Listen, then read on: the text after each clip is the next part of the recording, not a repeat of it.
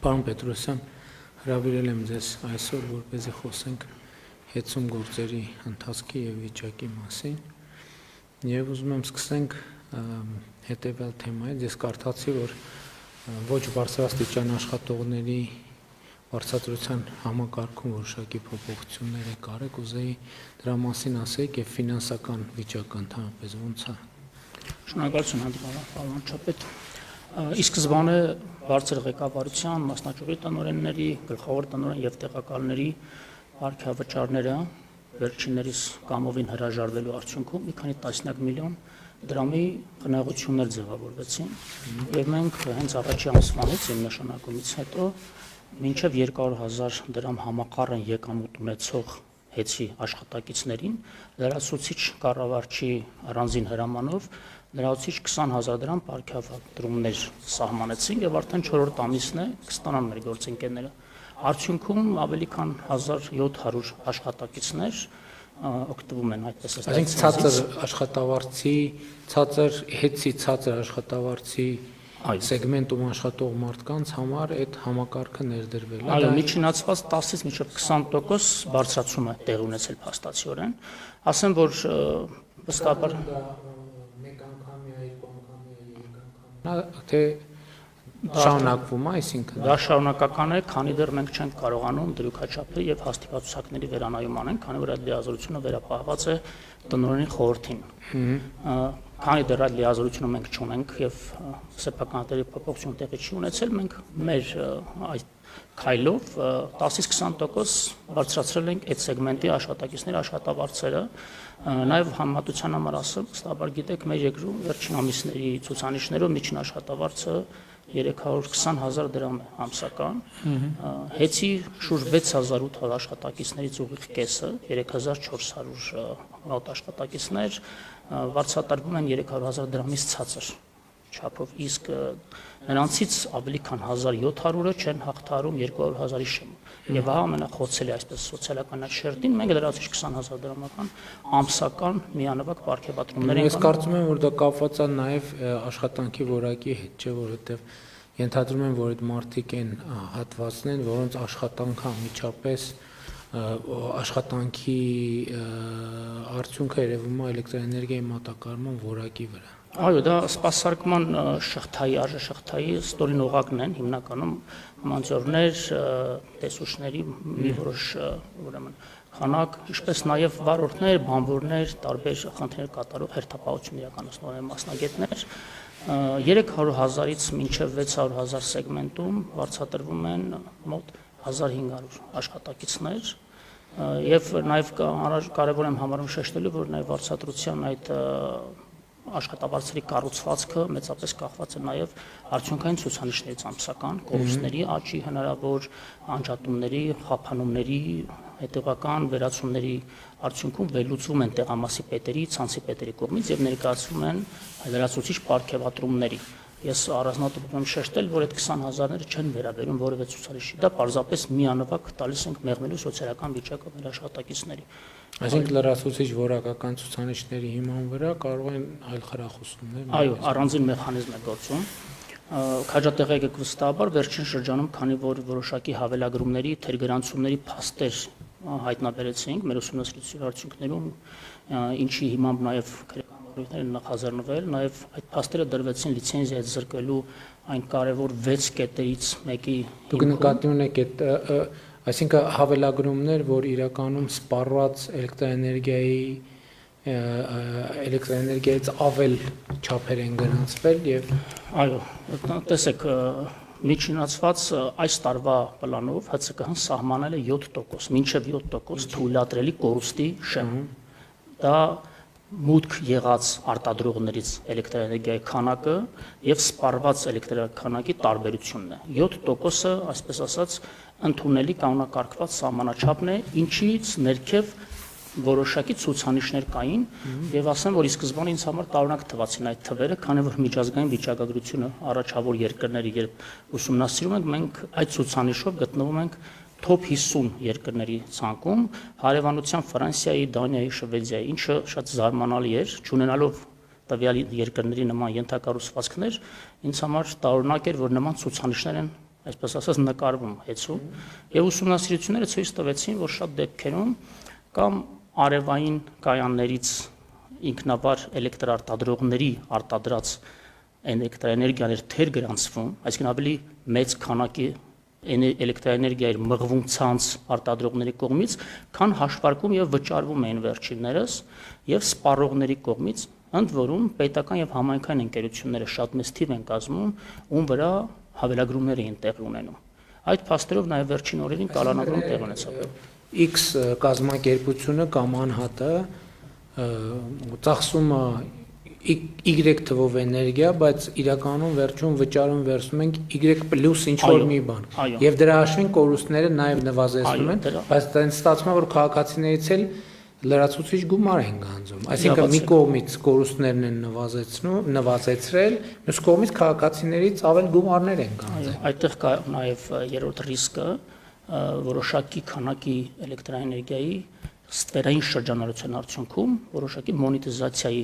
նաև գործարքներ կարող էին տեղի ունենալ։ Էլեկտրաէներգիա ստվերային վաճառք։ Ստվերային շրջանառություն, այո, ստվերային գումարներով նաև 1.5 տասնյակից ավելի քրեական վարույթներ են այսպես նախաձեռնված, նաև տեսուչի կալանավորում ունենք ցանցերից մեկում, ով հավելագրում էր արել համայնքային ոչարեղեն կազմակերպության հաշվիչին 1 միլիոնից ավելի գումարի էլեկտրաէներգիա եւ դրանով եւ տեխնիկական կորուստները նվազեցնում, մոտեցնում, մոտարկում սահմանված ցուցանիշին 7%-ին, ինչպես նաև հանրության կամ պետական ու համայնքային հիմնարկների հաշվին գեներացնում են որոշակի ստվերային շրջանառության էլեկտրաէներգիա։ Այսինքն պետական հիմնարկների հաշվին ավել հոսանքի սպառած հոսանքի ավել տվյալ են գնում։ Այո, ավելին էր վճարում պետբյուջեն, քան իրականում սպառել է տվյալ հիմնարկությունը կամ Այսինքն ինչ հիմնարկների մասին է խոսքը։ Համայնքային կամ դպրոցի շենքեր կարող են լինել, բժշկական կենտրոնը կարող է լինել, կոմունալ տնտեսության հողակներ մեծամասամբ, քաղաքների, մեր բնակավայրերի գիշերային լուսավորության ցանցերի վրա են ահռելի հավելագրումներ արվել եւ հավելագրումների ծավալը ընդհանրական, որ ասեմ, արդեն իսկ հայտնաբերված եւ փաստաթղթավորված անցնում են մի քանի միլիոն կիլովատ-ժամ քանակները։ Միջինացված դա կարելի է բազմապատկել միջին սակագնով 50 դրամով, օրինակ, մի քանի տասնյակ միլիոն դրամի յուրացում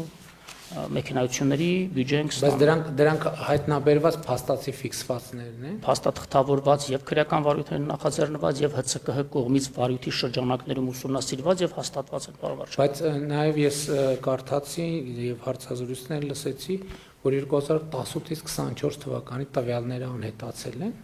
Դա եւս առանձին բավականին ցցում պատկեր է կառավարման ճգնաժամի, ինչ պետության միջոցառած հավելագրումները այս նոր ժամանակահատվածի մասին են, թե նախորդի։ Միջև կառավարչի նշանակումը,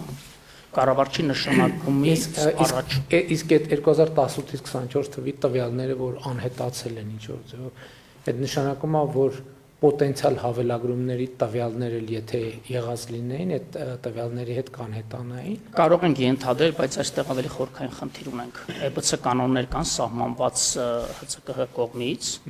էլեկտրաէներգետիկական շուկայի բաշխման ցանցի կանոններ են կոչվում։ Դա իրավակարգավորումներ են, որին պետք է հետևի ՀԵՑ-ը եւ լիցենզավորված ոլորտում ցանկացած իրավաբանական անձ, եւ այդ կանոններով ՀՑԿՀ-ին հասանելիություն եւ երաշխիքներ պիտի տրվեն բաժանորդների, քաղաքացիների իրավաբանական անձանց կողմից սպառած էլեկտրաէներգիայի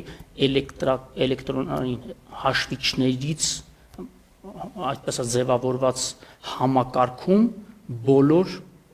հավաքագրված ինֆորմացիաների պիրամիդա համակարգ է կոչվում եւ 2025 թվականի ընթացիկ տարվա հունվար ամսվա առաջին օրերին նկատել են ՀԵՑ-ում պատասխանատուները, որ տարեսկզբի տվյալները չեն արխիվացվում եւ ՀԵՑ-ը ինքը ներքին ստորաբաժանում չուներ նման ծավալի շուրջ 700,000 սպառողների հաշվիչների հավաքված համակարգի մասին է խոսք հասունություն ունեցող սպասարկելու եւ այդ համակարգի սպասարկումն իրականացվում էր արտաքին միջամտության շնորհիվ, այդ թվում եւ ռուսաստանյան որոշ ընկերությունների, որոնք կամ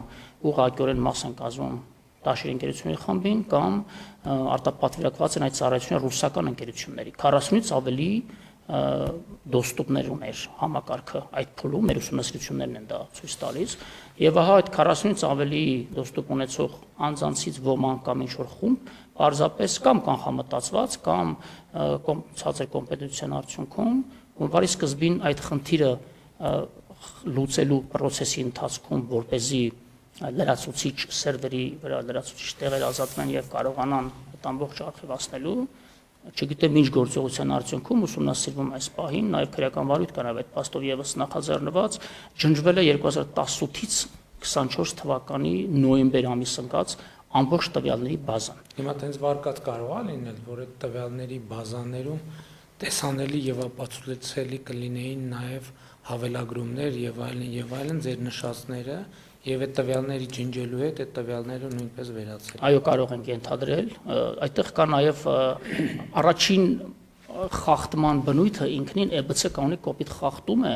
եւ տվյալ փաստը հատկանշականն այն է, որ ժամանակի տնօրեններն ու կառավարիչները թաքցրել ՀՑԿ-ից։ Թեպետ ծառայական քննություն են նշանակել, որոշակի մեղավոր շրջանակներ են դուրս բերել եւ այդ ամբողջ փաստաթղթերը հետցում պահվում են խնամքով, բայց որևէ կերպ հաշվետվությունում չի արտացոլվել ՀՑԿՀ ներկայացող, ինչը լիցենզիայից բխող առաջնային պահանջ է նաեւ։ Ընդ որում նաև հաղորդում չէր ներկայացվել իրապահներին, քննելու նաև այն վարկածը, որ գուցե արտաքին միջամտության արդյունքում է տեղի ունեցել, քանի որ խոսք գնում է 700,000 մեր քաղաքացիների սպառողների անձնական տվյալների մասին, այսինքն անձնական տվյալների պաշտպանության խնդիրը կար նաև։ Եվ ուղիղ արտացոլանքը այդ բազաներում եղած տեղեկատվության բիլինգի այլ համակարգում որոշակի կան, որը որ տվյալ համակարգից ներբեռնվում է բիլինգի համակարգ, ընդ որում մարդկային գործոնով պայմանավորված։ Պարզապես այդ ծախսը վերականգնելի է, թե վերականգնելի։ Այս պահին մինչև այս պահ չի հաջողվել վերականգնել։ Թեպետ մյուս կողմը պնդում է, որ այն տվյալները, որոնք որ արտացոլված պիտի լինեին տվյալ համակարգում, ջնջված համակարգերում, այսպես թե այնպես արտացոլված են բիլինգի բազաներում, բայց բնավ դա այդպես չէ, որովհետև ծախսումների,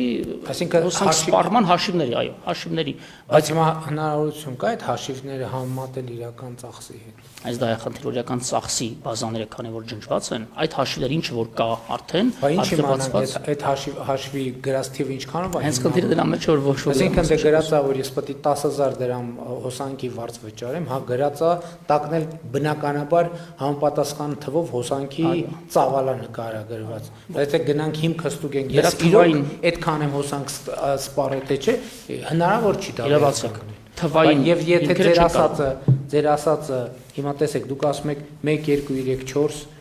հավելագրման դեպք է, չէ՞ արձանագրվել։ Եթե 1 2 3 4-ը եղել է 5 6 7 8 9 10-ը եղել է, նշանակում է 20-ն էլ է եղել, 30-ն էլ է եղել, 40-ն էլ է եղել։ Հակառակ դեպքում ո՞նց կարա լինի, որ այդքան այդպիսի ռազմավարական նշանակություն ունեցող համակարգի ռազմավարական նշանակության ինֆորմացիա մեկ էլ ջնջվում է պատահաբար։ Շատ ճիշտ եք եւ բնավ չխորանով նույնիսկ բովանդակության մեջ ինքնին երևույթը որ թաքցվել է թե իրավապահներից թե ՀՑԿՀ-ից արդեն իսկ լրջագույն խախտում է ենթադրվում։ Դա նաեւ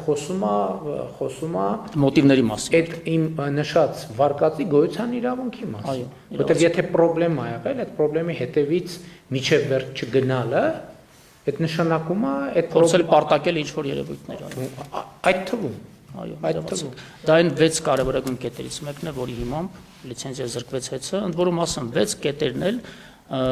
ինքնին արդեն առանձին հիմք են լիցենզիա զրկելու։ Բայց մենք մեր ուսումնասիրությունների վերահսկողության արդյունքում վերհանեցինք շուրջ 6 կետեր, ընդ որում 6-րդ կետը ընդհանուր կառավարման արդյունավետության ֆինանսական գործառնության առումով իր մեջ եւս 9 ենթակետեր են պարունակում գնումների գործընթացների մատակարարումներ։ Գնումների գործընթացի հետ կապված մենք նախկինում բազմիցս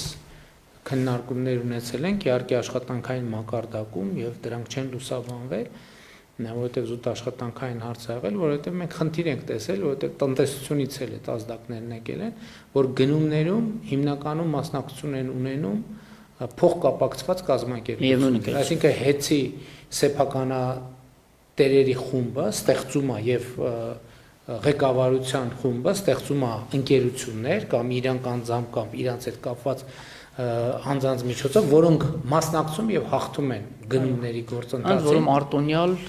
եւ մենաշնորհային դիրք են տալիս արհեստականորեն, ինչը նաեւ դարձյալ ուղիղ օրենսդրության եւ ՀՑ կողմից սահմանված կարգի խախտում է, ուղիղ խախտում է։ Այս թեման էլ ա եղել լիցենզիայից զրկելու։ Այո, կառավարման արդյունավետության հիմքում է դրված։ Ընդ որում մենք բազմիցս այս ազդակը տվել ենք,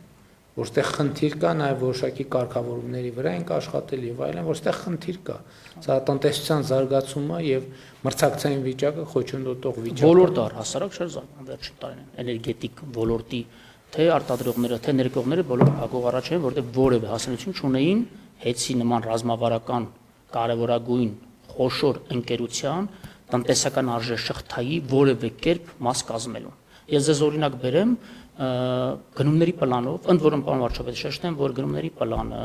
ներդրումային ծրագիրը, հաստատացակը, դրույքաչափը, բոլոր հիմնարար փաստաթղթերը մենք շարունակում ենք աշխատել դեռևս տարեսկզբին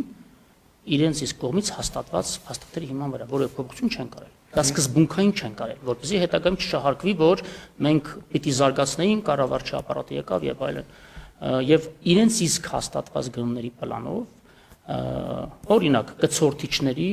դա որոշակի դետալ է, որը որ մալուխային գծերի վթարների ժամանակ կիրառվում է եւ հազարավոր, եթե ոչ տասնյակ հազարավոր կցորդիչներ են օգտագործում տարեկան ցանցում վերանորոգման աշխատանքներ իրականացնելիս միավոր նույն տեսակի, նույն տեխնիկական բնութագիրն ունեցող նույն քանակի գնման խմբականակը նախատեսված էր 128 միլիոն դրամի եւ կոնկրետ ընկերություն կար նախանշված ում առաջարկած գնով էլ գնման պլանը կազմել էին բնականաբար եւ բաց թափանցիկ ներառական 3 փուլից բաղկացած գնումների գործընթաց իրականացրեցինք նախնական այսպես ասած free call արեցինք ազատ կանչ արեցինք այն ընկերությունները ովքեր որ հետաքրքրված են տվյալ սարքերի ներկրման եւ արտադրելու մեջ իրենց բոլորի տվյալները հավաքագրեցինք տեղ բնութագրերը առանձին բոլորին ուղարկեցինք գնային առաջարկներ ներկայացնել եւ շուկայի ուսումնասիրություն իրականացրեցինք եւ վերջնարդյունքում հանրային գնումների օրենսդրությանը խիստ համապատասխան գնման արդյունքում 128 միլիոն դրամ գնումների պլանում դրված նույն քանակի նույն տեղ բնութագրով ապրանքը ձեռք բերեցինք ընդամենը 58 միլիոն դրամով 70 միլիոն դրամ միայն խնանենք այդ գործարքում ընդ որում մեկ հատկանշական օրինակ էլ ձեզ բերեմ ուժային մալուխի նույն տեսակի նույն խմբին պատկանող միավոր գծամետրը 30,000 դրամ գնումների պլանում դրված կոնկրետ ընկերությունով մինչ այս տարիների վեր հարյուրավոր միլիոն դրամների մատակարարել է հեծին այդ ընկերությունը գալիս է առաջարկ է անում 30,000 դրամի փոխարեն 19,200 դրամ վերասակարկման արդյունքում այլ ընկերություններ ավելի ցածր գին են առաջարկում եւ տվյալ ընկերությունով տվյալ ուժային մալուխը ավանդաբար մատակարարել է 28-ից 30,000 դրամով գծամետրը մատակարարում է 18,400 դրամով գծամետրը այսինքն կարող ենք ասել որ նույն որակի նույն տեղ բնութագրի կարող ենք ասել որ առնվազն ապրանքանյութական արժեքների մատակարարումները տևական շրջան վերջին տարին իրականացվել են առնվազն 60-70 մինչև 100% ուռճացված գներով ինչը ուղղակիորեն ներդրումային ծրագրերի մասով ուղղակիորեն մտել է սակագնի կառուցվածքի մասը կազմել։ Դե հիմա այս բոլոր թեմաներով մեկ հետաքննություն նախաձեռնել ենք, որ հասկանանք ոնց է տեղի ունենում կամ ոնց է տեղի ունեցել սա։ ՀՑԿ-ի վարույթի շրջանակներում ՀՑԿ-ն որպես վերահսկող կարգավորող պետական մարմին բոլոր այդ նյութերը ուսումնասիրել են եւ այդ նյութերի այն հատվածը, որոնք որ փաստաթղթերով պատշաճ հիմնավորվել են, բոլորը դրվել են վարույթի հիմքում։ Այն դեպքերում, որտեղ որ մենք առերևույթ հանցակազմի դրվագներ ենք տեսել, ես ինքս հաղորդում եմ ներկայացրել նաև գլխավոր դատախազություն։ Հիմա փաստորեն ստացվում է, որ կցորդիչը, որը կարող էր, իհարկե շուկայական գինը որոշակի փոփոխություններ կարող է ունենալ, բայց պլյուս 10%, 20% եւ այլն։ Այսինքն, որը կարող էր ձեռք բերվել կլորացրած 60 միլիոն դրամով ձեռքաբերվել 130 միլիոն դրամ։ Այո, ընկերության տարեկան բյուջեի մեջ նախատեսված եղել 130 միլիոն դրամ դրամներ։ Շատ լավ։ Դե սա շատ կոնկրետ փաստեր են եւ տպավորությունը ստացվում, եթե չեմ սխալվում, սենց երևույթները, իրավաբանները փողերի լվացում են կոչվում, որ այսինքն իրականում ոչ թե գործարք անելն է, աշխատանք անելն է, այլ շրջանառությունից փող դուրս բերելն է եւ դա այնպիսի խողովակով, որ առերևույթ եկամուտը դիտվի օրինական, բայց գործնականում այն ինչ որ նկարագրում եք եւ եթե հիմնավորված է ըստ էության դա այլ անուն կան փողերի լվացում դժվար է գտնել։ Այստեղ մի հատ ուրիշ խնդիր էլ կա, ես գիտեմ, որ հեծը շատ ծանրաբեռնված է վարկերով։ Իսկ դուք մենք վարկերը սպասարկում եք, հա, հիմա այս փուլում նորմալ սպասարկում է գնացել։ Այո, պարոն Վարչապետ, պրոբլեմներ չեն առաջացել։ Բացարձակ, ավելին ձեզ ասեմ, մեր շրջանի կառավարման 4 ամիսների արդյունքներով մենք ավելի քան 21 միլիոն ամերիկյան դոլարի վարկային պարտավորությունների մայր գումարներ ենք մարել վաղաժամկետ, այսինքն ֆինանսական որոշակի խնայողություններ են գոյացել, որոնք մենք ուղղել ենք վարկերի այն խմբի մարմանը, որոնք ավելի բարձր տոկոսադրույք ունեին, 21 միլիոն։ Եվս բառացիորեն հենց նախորդին 3 մենք 10 միլիոն դարձյալ վարկային պարտավորություն պլանային արդեն մարեցինք, որից 6.5 միլիոնը մայր գումարներ։ Ընդհանուր առմամբ ժամանակավոր կառավարչի նշանակման պահին հեծը ցանաբեռնված էր շուրջ 396 միլիոն ամերիկյան դոլարի հասնող չափով վարկային պարտավորություններով, այդ թվում նաև թողարկված պարտատոմսերը, այս պահին արդեն այդ թիվը մոտեցել է 368 միլիոնի, այսինքն շուրջ 28-30 միլիոն դոլարի վարկային պարտավորություններ մենք մարել ենք պատշաճ, ընդ որում իմ նշանակման պահին ընթացիկ հարկային պարտավորությունները, աշխատավարձերը բոլորը հեծը կատարում էր լրացուցիչ վարկային միջոցներ ու օվերդրաֆտներ ներգրավելով, քանի որ իր շրջանառու միջոցները ամբողջովին ուրեմն միլիարդավոր դրամների հասնող տրված էր կապալառու փոխկապակցված ընկերություններին կանխավճարների տեսքով։ Այսինքն սեփական շրջանառու միջոցները տրված էր իրավաբանական անձանց, ովքեր ծառայություն են մատուցում նույն հեծին, իր իսկ հարկային պարտավորություններն ու աշխատավարձերը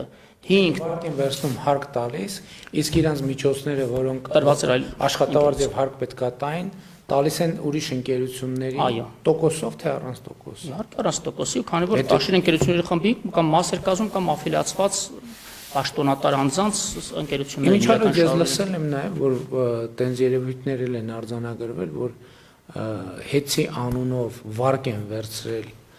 բանկերից եւ տոկոսով եւ առանց տոկոսի վարկը այդ նույն գումարը ըստ էության տվել են որևէ կարգավիճակով կամ կոնկրետ անձանց կամ կոնկրետ ընկերությունների, ասենց երևույթ էլ նկատվել է, հա։ Քանի որ վարույթի ավարտից օրեր առաջ ես արդեն հանդիպել եմ նաև միջազգային բանկերի EBRD, ADB-ի, ֆինանսական միջազգային կորպորացիայի ներկայացուցիչներին պաշտոնական եւ այդ մասին արդեն պաշտոնապես զրույց ենք ունեցել, ես ինձ թույլ տամ նաև եթերում այդ մասին խոսել, որ այո, դա ուրեմն այն երևույթի մասին է, որ հեծը 100%-ով գրավադրված լինելով միջազգային բանկերում եւ ունենալով վերջիներիս նկատմամբ շուրջ 116 միլիոն ամերիկյան դոլարի վարկային պարտավորություններ, պայմանագրային պարտավորություն ուներ որևէ տեսակի երաշխավորություն, գրավ, այլ վարկային միջոցներ ներգրավելու պարագայում թույլտվություն ստանալ վերջիններից, այդ թվում նաև որոշակի սահմանաչափի դեպքում պարտավոր էր համաձայնություն ստանալ հանրային ծառայությունների կարգավորող հանձնաժողովից, իսկ որոշակի սահմանաչափի նույնիսկ դեպքում օրենքի իմպերատիվ պահանջով նաև պարտավոր էր կառավարության համաձայնություն ստանալ։ Եվ ահա հեծի կառավարիչները եւ տնօրենների խորհուրդը վերջինիս որոշումներով 9 տարվա մեջ շուրջ 691 միլիոն ամերիկյան դոլարի հասնող երաշխավորություններ են տրվել մի քանի տասնյակ տարբեր ընկերությունների, տաշիր ընկերությունների խմբի դարձյալ ուղղակիորեն աֆիլիացված կամ անուղղակիորեն իրական շահառու հանդիսանալով եւ գրավադրելով առանց գրավի առարկայի իհարկե, բայց երաշխիքը ինքնին ենթադրում է գրավը։ Քանի որ երաշխավորության պայմանագրի մեջ արդեն նշված է, որ հեծը այդ երաշխավորությունների համար պատասխանատվություն է ստանձնել իր ողջ շրջանառու միջոցներով, գույքով եւ ամբողջ կարողություններով։ Հիմա կներեք, այդ 3 դեպքերն էլ արձանագրվել են, որ միջազգային կազմակերպությունների հետ պետքա ճշտվեր, բայց չի ճշտվել, հանրային ծառայությունների կարգավորող հանձնաժողովի հետ պետքա ճշտեր, բայց չի ճշտվել, կառավարության հետ պետքա ճշտվել ու չի։ 3-ն էլ կան պրակտիկայում են։ Եվ նախորդին հնչեցրած 6 հիմնավոր կետերից մեկը նաև արդեն այդ փաստը երաշխավորություններն է։ Ընդ որում ընթացիկ տարվա մարտ ամսվան 42.5 միլիոն դրամի նմանատիպ երաշխավորության պայմանագրի դարձյալ կնքվել էր այս տարվա, այսինքն չեն կարող ասել, որ դա նախկինում է տեղ ունեցել եւ մեր հայթայթած, այսպես ասեմ, քանի որ այս փաստերը բոլոր մենք հայթայթել ենք, այդ թվում նաեւ սերվերներում ջրջված տեղեկատվության վերականգնման արդյունքում ենք ձեռք բերել այս ամբողջ տվյալները, որովհետև գաղտնի են պահում մեզանից եւ իմ նշանակումից առաջ այդ բոլոր փաստաթղթերը նաեւ արխիվից վերացվել էր։ Պարզապես աղալու միջոցով վերացվել են։ Այդ բոլոր փաստերը դարձյալ այս այժմ քննության դարձել բանկային համակարգում չեն կարա չլինեն, որովհետև իրանցից դուք ճիշտ եք, ցավալին այն է պարզապես, որ տարեկան աուդիտը, որը պայման է նաև ՀՑԿ կողմից, տարեկան աուդիտի փաստաթղթերով էլ այդ տվյալները չէին անցնում եւ իրենք իսկ հեծը նաև իրենց իսկ կողմից պատվիրված եւ իրականացող աուդիտի տվյալներում էլ չեն ներառել այդ փաստերը եւ հունիսի 1-ի դրությամբ պարտավորությունը ֆիքսված է հստակ, որ պետք է ներ տվյալները։ Անշուշտ ցանկացած ֆինանսական գործառնություն պիտի արտացոլվի աուդիտում։ Այսինքն տեղ չկա ասելու, որ հայեցողությունը կուզեին կարտացոլեին, չէին ուզի։ Բացարձակ չեն կարող նման բան պնդել եւ ավելին ասեմ, այս տարվա հունիսի 1-ի դրությամբ, այսինքն վարույթը հարուցելուց ամսուկես առաջ այդ երաշխավորությունները 212 միլիոն դրամ էր կազմում։ Իմ նշանակումից օրեր անց, երբ այդ մասին արդեն իմ ուսումնասիրությունը վերահսկողության արդյունքում ձեռք բերված տվյալներ ստացա եւ խորամուխ եղանք փաստաթղթերի, այսպես ասած հայթայթմանը, իմ ունեցած հավաստի տվյալներով շուրջ 5 բանկերում ունեցած երաշխավորությունների զգալի մասը հրատապ կարգով մարվում են Տաշիր ընկերությունների խմբի սեփականատերի կողմից։ Այս պահի դրությամբ շուրջ 48 միլիոն դոլարի պարտավորություն է դեռևս արկա միայն մեկ բանկում։ Թեպետ մենք մյուս բանկերին եւս այդ տվյալ բանկին պաշտոնապես հուլիս ամսվա վերջերից օգոստոսի սկզբին արդեն պաշտոնապես գրագրություններով խնդրել ենք մեզ տրամադրել հեծի հետ ունեցած ողջ ֆինանսա-նյութական փոխպարտավորությունների պատկերը։ Սկզբնական շրջանում տարակուսանքով եմ ասում, բանկերը խուսափում են այդ մասին մեզ հետ խոսելուց, որովհետև իրենք էլ վստահաբար հասկանում են, որ հեծի կողմից լրջագույն առերևույթ խախտումներ է տեղի ունեցել եւ վերջն արդյունքում հասանք դրան, որ բանկերն իրենք արդեն մեզ պաշտոնապես պատասխանեցին, որ քանի որ այդ գործառնությունները իրավակարգավորումից դուրս են, մենք դրանք համարում ենք օրենքից դուրս եւ դրանք առողջին չեն այս պահին։ Բանկերն իրենք խոստովանեցին։ Բացառությամբ մի բանկի, որ այդ այս պահին բանակցությունը շարունակում են։ Այսինքն իրանք ընդունեցին, որ դե խնդրեմ կա եւ ասցին մենք այդ համարում ենք առողջ։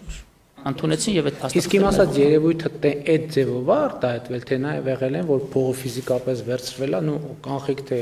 բնականաբար այդ չի եկան, որ վերցվել է վարկ եւ տրվել է մարդու կամ ընկերության։ Չնայած ձեր ասած երևույթը ըստ էության այդ է, որ եթե հաշվենք, որ իրենց հիմնական միջոցները կամ դրամական միջոցները ուրիշին են տվել աշխատավարձ վճարելու համար վարկ են վերցրել, ըստ էության ինչ տարբերություն վարկը վերցնեին այնտեղ տային, թե այն մյուսը։ Բան վարչապետ, այստեղ երկու կարևոր ուրեմն հանգամանքի վրա եմ ուզում ձեր ուշադրությունը սևեռել։ Մեկը, որ երաշխավորություններ ստացած տասնյակ ընկերությունների մի մասը ուղղակիորեն ծառայություններ եւ ապրանքներ մատակարարում հեծին։ Այսինքն այդ տրված երաշխավորություններով, հեծի հնարավորություններով կարողություններ են ձևավորվել տրվել ընկերություններում եւ այդ կարողությունները փոխկապակցված են։ Այո, եւ տվյալ ուղակի կամ անուղակի։ Այո, կոպիտ ասած իրանց ընկերություններն այստեղից էլ իրանց ընկերությունը այնտեղից։ Այսինքն իրանք իրանց այդ առևտուր են արել, այդ եւ այդ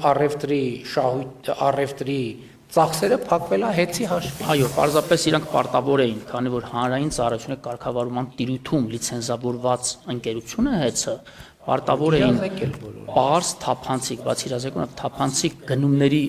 գործընթացներով իրականացնել ձեռքբերումները, ոչ միայն դրանով չեն արել գնումների գործընթացը թափանցիկ չեն երաշխավորել, այլ նաև իրենց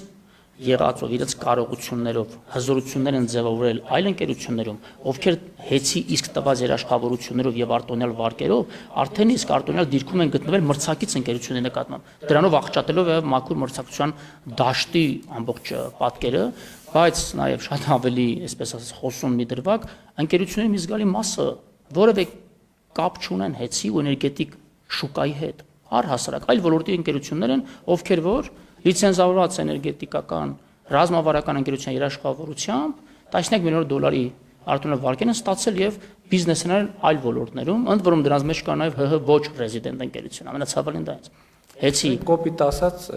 իհարկե համատությունս ուղիղ չի, կոպիտ ասած հեծը վարկա վերցրել կամ երաշխավորություն տվել մի ընկերության, որը ասենք օրինակ կոշիկի առևտրով։ Այո, կարող ենք այդպես ենթադրել եւ հատկանշական հենց այս խախտման այն է, որ դրանով հեծը իր ենթակառուցվածքները դրել է ուղղակիորեն ռիսկի տակ եւ տվյալ ընկերությունը իրենց պարտավորությունները բանկերի նկատմամբ չկատարելու կամ պատշաճ չկատարելու արդյունքում բանկերը կարող էին բռնագանձման վարույթներ հարուցել սահմանված օրենսդրական կարգերով հեծի նկատմամբ եւ օրինակ հեծի ենթակառուցվածքները կամ ենթականների մի մասը կամ ամբողջ էներգետիկ համակարգը հայտնվեր ինչ որ X ընկերության ձեռքում։ Կներեք, ասենք այդ բանկերը իրանց հերթին գային, միջազգայիններն իրենց հերթին գային, այն մյուսները իրենց հերթին գային, մենք էներգետիկ համակարգը ընդհանրապես կոլապսի առաջ կարար կանգնել։ Իրավացեք, այո։ Եվ մեր գործողությունների նպատակադրումը հենց Հայաստանի քրիտիկական ենթակառուցվածքը այս սպառնալիքից դուրս բերելն է։ Այո, կանխելու նմանատիպ հնարավոր զարգացումը Որովհետև որ դա տեղի ունենար, իհարկե, ինչ էին ասելու մարդիկ, ասել են, բա այդ կառավարությունը ուր էր նայում, բա կարգավորող մարմինը ուր էր նայում, բա օպերատիվ մարմիններն ու իրավապահ մարմինները ուր էին նայում։ Ճիշտ եք ասում։ Եվ իմիջիալոց շատ կարևոր է, որ այս պատմությունը ես ուզում եմ հիշեցնեմ, որ սկսել է էլեկտրաէներգիայի մատակարարման որակի հետ կապված մեր հատկապես մարզերի, հատկապես գյուղերի բնակիչների հետ մեր շփումներից, որովհետև ինձ համար շատ անսպասելի եւ տարօրինակ փաստ էր, որ մենք տարբեր գյուղերում ներդրումներ ենք անում, ասենք միլիարդներ ենք ծախսում ճանապարհ կառուցում կամ դպրոց կամ մանկապարտեզ, գնում ենք թվում է թե գյուղերում պետքա տոնակատարության տրամադրություն լինի, մարդիկ գալիս են ասում են այս հոսանքի հարցը ինչ է լինելու, այսինքն այնքան կրիտիկական է, որ նույնիսկ այդ մեծ իրադարձությունը մարդկանց օրակարգը դրականորեն չէ։ Օրակարգի առաջին հարցը իրանց համար էլեկտրաէներգիայի մատակարարումներ ընդհանուր առմամբ եւ մատակարարման որակը, որտեղ մարդիկ բողոքում են, որ գրում են կոպեկ են անում, մի բան առնում են, բերում են դնում, մի ամիս հետո վառվում է կամ փչանում է շարքից դուրս է գալիս, ամեն դեպս այդպիսի տասնյակ դեպքեր են տեղի ունեցել, որ անձամբ ինձ են ասել մարդիկ, հիմա ես փորձաքննություն չեմ արել, ճիշտ է, բայց այնուամենայնիվ 1, 2, 3, 4, 5 որ մարդկանց բողոքը կրկնվում է, այդ շակմա ինչ որ մի բան կա դրա հիմքում։ Հիմա մենք էլեկտրաէներգիայի մատակարարման որակի հետ կապված կարողանում ենք կամ կարողանալու ենք ինչ որ մի բան անենք, որ այդ լարվածությունը մարդկանց սպառողական լեգիտիմ պահանջը ինչ որ ձևով հասցեագրենք։ Անշուշտ, պարոն վարչապետ, տեսեք, վիճակագրությունը վկայակոչեմ, պաշտոնական վիճակագրությունը։ Օգոստոս, սեպտեմբեր եւ հոկտեմբեր ամիսներին համեմատած անցյալ տարվա նույն ամիսների հետ, որովհետև այս ոլորտում ճիշտ է նախորդ տարվա նույն ամիսների հետ համատականը, ոչ թե նախորդ ամիսների, ուրեմն հոսանքազրկումների միջին տևողությունը նվազել է 27%-ով, դա գրեթե 1/3, 1/4 չափն է։ Իսկ քանակը, ինտենսիվությունը նվազել է 18%-ով։ Դա խոսում է նրա մասին, որ հերթապահ խմբերը, տեսուչները, մանցորները, բոլոր մասնագետները իրեն գիտեն, որ վերադասության կարգով մինչև առաջնային ուղիղ կոնտակտ ունի մեր քաղաքացու հետ, մենք հետևողականորեն յուրաքանչյուր անջատման փաստի հետևից գնում ենք։ Եվ դա ես քննարկման առարկայում դարձնում յուրաքանչյուր շաբաթ կամ երկշաբաթ մեկ ցանցերի պետերի մասնավոր տնօրենների հետ մեր աշխատանքային քննարկումներին եւ իրենք արդեն իսկ գիտեն, որ նաեւ լինելով քաղաքական անձ ինքս ուղիղ կապ եմ պահում ցանկացած քաղաքացու հետ։ Իմ պաշտոնական էջերին, հեծի պաշտոնական մեյլերին չկա մի գրություն, բողոք, նամակ, որ մենք չանդրադառնանք։ Ձեզ են գրում, ես ձեզ վերահասցնում եմ։ Միջալոց այս վերջերս մի քանի նամակ պատասխան քաղաքացիները ուղարկել էին արագարձագանքի համար շնորհակալություն հայտնելով։ Ես էլ ձեզ եմ վերահասցրել, որ նաև արձագանքը տեսնեք։ Նաև կոնկրետ մարդիկ են գնացել այդ գործը արել, ոչ ես եմ արել, ոչ դուք, եւ այդ մարդկանց է շնորհակալություն հայտնեք, որ արագ արձագանքում են, որովհետեւ հանձնարարական, բայց հանձնարարականը պետք է լինեն մարդիկ, ովքեր պատշաճ ժամանակում եւ պատշաճ որակով եւ պատշաճ ձևով ի կատարած են, այնպես որ այդ բոլոր մարդկանց շնորհակալ եմ։ Եվ այս խնդիրը իհարկե պետքա լուծվի եւ իմ խնդրանքն է որ հատուկ ուշադրության կենտրոնում լինի, որովհետեւ ասում եմ պատմությունը սկսել է, այս ամբողջ պատմությունը սկսել է դրանից, որովհետեւ ինձ համար անհասկանալի էր, որովհետեւ ես ոչ մի պաշտոնական զեկույցում ես չէի ստացել, որ մենք երկրում տենց խնդիր ունեն, բայց մի բնակավայր, երկու բնակավայր, 3 բնակավայր, մարզեր, Երևանում արդեն սկսեցին որոշակի բաներ, եւ ես հասկացա, որ ես չեմ հիշում հրապարակային, բայց գրագրության մեջ անվանել եմ ճգնաժամ, էներգետիկ ճգնաժամ եմ անվանել։ Իրենց անով է կոչել, այդպես էլ կար։ Հա, եւ այստեղից է սկսվել։ Եվ հիմա մյուս կողմից այն ինչ որ ասում եք, որ մի կողմից վատ է, որ այդ ամեն ինչը մեր աչքի առաջ տեղի է ունեցել։ Երկրորդը լավ է, որ մենք այս process-ը սկսել ենք եւ այդ ամեն ինչը բացահայտել ենք եւ դրա շուրջ իրավական գործընթացներ ենք կառուցել։ Հիմա միջև ես կամփոփեմ ինչ որ մի փաստ կար, որի մասին կուզենայիք շեշտել, բայց ես չհարցրի կամ չանդրադարձա։ Ես կուզեի այո անդրադառնալ նոր միացումների ուրեմն հատվածին։ Նոր միացումների հետ կապված դա էլ հաջորդ խնդիրներ կներեք, որ այնտեղ գների փոփոխություններ էր տեղի ունեցել եւ երկար ժամանակ նաեւ մենք աշխատում ենք հանրային ծառայությունների կարգավորող հանձնաժողովի հետ եւ այլն եւ մարդիկ կասկածներ էին հայտնում թե ինչքանով են հիմնավորված այդ գները, որովհետեւ էականորեն գները բարձրացրել էին միացման եւ դա պատճառաբանվում էր նաեւ զանգվածային մեծ տեմպով շինարարությունների, նոր բաժանորդների մեծ հոսքի եւ այլնի հետ եւ մենք աշխատանքային կարգով քննարկել ենք եւ դուք եք ասել, որ աշխատում եք, տեսնեք այդտեղ ինչ կարող ենք անել, որպեսզի լինի, տեսեք, գիտեք շատ կարեւոր է, որ ինքը հիմնավորվածից պակաս էլ չլինի, ավել էլ չլինի։ Հիմնավորվածից պակաս ինչի համար եմ ասում, որովհետեւ օրինակ ես շատ երկրներում տեսել եմ, որ քաղաքական նպատակահարմարություններից ելնելով, քաղաքական կոմպրոմիսներից ելնելով, ինչ որ գներ են անդադ իջեցրել, որ քաղաքական դիվիդենդ կամ քաղաքական ճգնաժամից խուսափելու համար, արդյունքում եկել համակարգերը հասել են այն իրավիճակի, որ կոլապսի առաջ են։ Ես չասեմ, որ երկրում մի անգամ մի մայրաքաղաք էի գնացել եւ հյուրանոցի պատշգամբ դուրս գալով ինչ որ անընդհատ ձայներ էի լսում, ասում ես ինչ ձայներ, շարժիչների անընդհատ ձայներ։ Ասում են բան է, այդ մենք որ դվիժոկ ենք ասում, ասում են դվիժոկը միացրած։ Ասում են դվիժոկը ինչի համար է միացրած եւ իմացա, որ քաղաքական նպատակահարմարություններից ելնելով ամենատարբեր առիթներով գներ են իջեցրել, այն աստիճանի, որ հոսանք ուղակի չկա եւ մարդիկ ստիպված են եղել գնալ արդեն ամեն մեկը պատշգամբներում մայրաքաղաքում պատշգամբներում բան այդ դվիժոկները դնել, բերել բենզին կամ դիզվառելիք լցնել եւ այդ դռոցը եւ այդ հոսանքը եւ նկատի ունեմ այս տրամաբանությունը մենք մեր քաղաքացիներին պետք է ներկայացնենք, որ ինքը պետք է լինի գինը էֆեկտիվ, այն աստիճանի, որ համակարգի բնականon գործունեությունը եւ որոշակիորեն նաեւ զարգացում ապահովելու համար ու դրանից ոչ մի լումա ավել։ Այս էլ է շատ կարևոր, որովհետեւ դրանից ավելն էլ արդարացված չի, որովհետեւ քաղաքացին տրամաբանական հարց կտա, ես ինչի եմ այսքան վճարում, մենք պետք է այս հարցի պատասխանը գտնենք։ Հիմա այդ թեմայով աշխատում ենք։ Այո, պարոն վարչապետ, անշուշտ, նաև այդ մասին ցես հետ աշխատանքային քննարկում ենք ունեցել, մենք այս պահին արդեն որոշակի պատկերացում ունենք մոտ ինչ չափով ենք կարողանալու վերանայել եւ լիահույս եմ, որ տարեսկզբից առնվազն արդեն վերանայման այդ որոշումները կկայացնենք։ Բայց այս սկզբունքով, խնդրում եմ, շատ կարևոր է, որովհետեւ հիմա որևէ քաղաքական նպատակադրում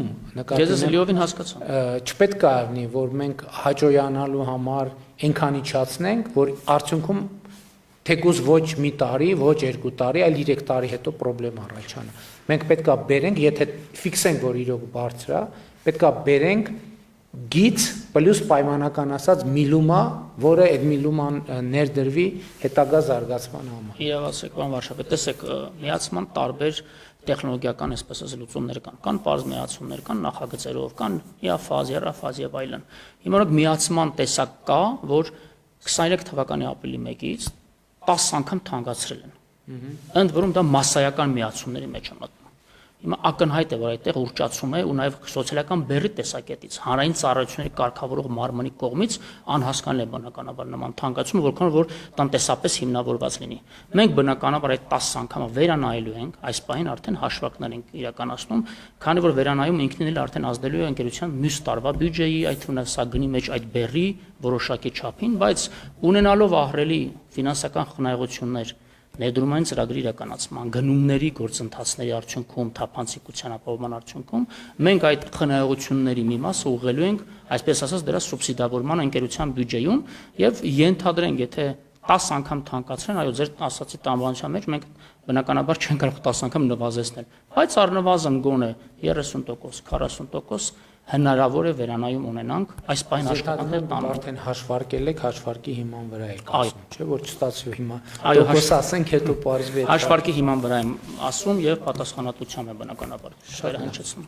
Շատ լավ, շնորհակալ եմ պարոն Պետրոսյան։ Հիմա իհարկե հիմնական խնդիրը մեր ռազմավարական հետագա մոտեցումն է հետ կապված։ Մենք քննարկել ենք նաև եւ երկու հնարավոր տարբերակ կա,